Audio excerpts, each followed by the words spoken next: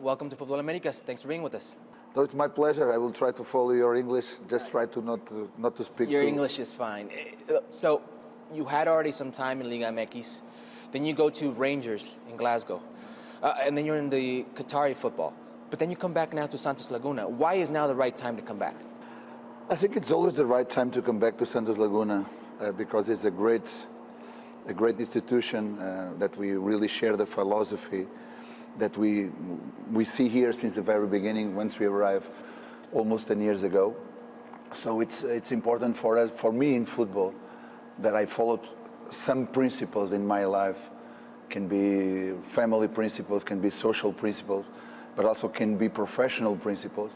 And here was the place where I found people that I could share my vision, and I could build that vision all along together. That's the reality. I never found it in Qatar. I never found it in Rangers. I never found it in Saudi. So I never found it even in Cruz Azul when we come back again here in Mexico. And a lot of the organizational issue that we found here, that we tried to build together, I tried to take it to the other places. Because I really believe on the organization, on the process. If you don't believe in that, maybe you can make the things happen. You can win in 1 or 2 months or even 1 semester. But I do believe much more on the process. Pedro, you have a long history of football in Europe. You were brought up there. That's where your culture's from. You coached there at assistant coaching level, at head coaching level. Now that you go back and you see, how do they treat soccer in this region? And I'm talking about Liga MX, Mexico. I'm talking about MLS, USA, Canada. Do they see it as competitive football? Do they see it as an exotic place? How do they view the football in this region? First of all, you need to ask me if this football arrives there and as a networking. That's the next question. As the networking. Is it viewed? If you can see it there. Yes. In Portugal, we have a sports channel. We have several, but the main one, you can watch MLS matches. Okay. How about Liga MX? Liga MX, I tried to get it to Portugal, and I could done it at that moment, because in the meanwhile I was invited not to be like you, but to be also working with the media. It was a different media because the Portuguese Federation created a sports channel, just to talk about football. Nothing that can pollute the game, just about positive things, just about training, just about match analysis, just about those things. And one of the points that they asked me was, we are interested to pass Liga MX. Okay, so let me put you in contact with the right people, which I did by Alejandro.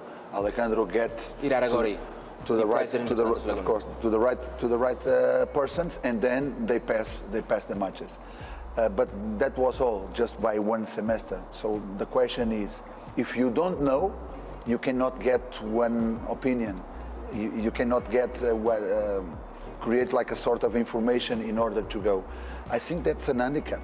That's an handicap in order for you to jump from here to get to Europe. Because if you don't know the product, you are not going to buy it. You've now seen Major League Soccer from afar. You've coached against Major League Soccer, whether that's at the CONCACAF Champions League level or friendlies or whatever it may be. Do you have any interest of coaching Major League Soccer? Actually, I'm not going to lie to you. I have been involved in the first one was, I'm not going to tell you clubs or names or whatever. I'm just going to give you numbers.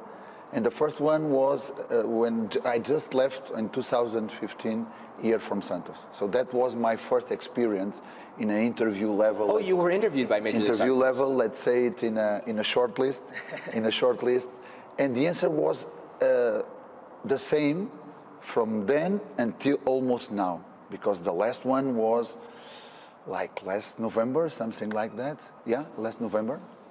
And the final decision was exactly the same. So you don't know the MLS. You don't know the rules of the MLS. That's what you were told. That's what I've been told since the very beginning. So we are talking about 7 years.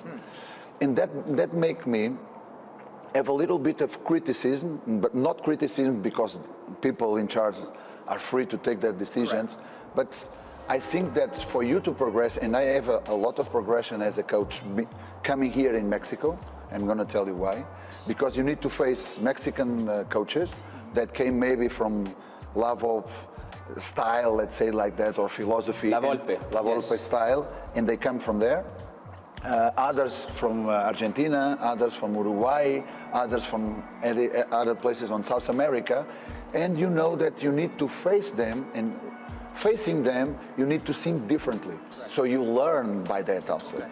When you get on a steady state, which that's what I think that is happening, if you, for example, were a former player from the MLS, you receive your, let's say, your coach's badges by those guys, and they are coming along the time. That creates a steady state because everybody gets the same education courses by the courses or by the former coaches. So it will be exactly the same, with one point that for me is even more dangerous. So it's like a reproduction, and the reproductions are always bad. Pedro, when you look at Mexican soccer, and last year you had Cruz Azul after 23 years finally lifting a trophy, you had Atlas after 70 years finally lifting a trophy. Does that tell you anything about what's going on in football in Mexico? No, not exactly. I think I was about to enjoy the New Year's Eve, and I saw this past year a lot of situations like that in other different sports. From time to time that happens. I do believe that happens. But I do believe also on the process. Okay, Orlegui Sports is connected with Atlas. You know the way they build that process. So sooner or later they might get there. Maybe it was sooner than later. And I know the process that Cruz Azul need to do it also to get there.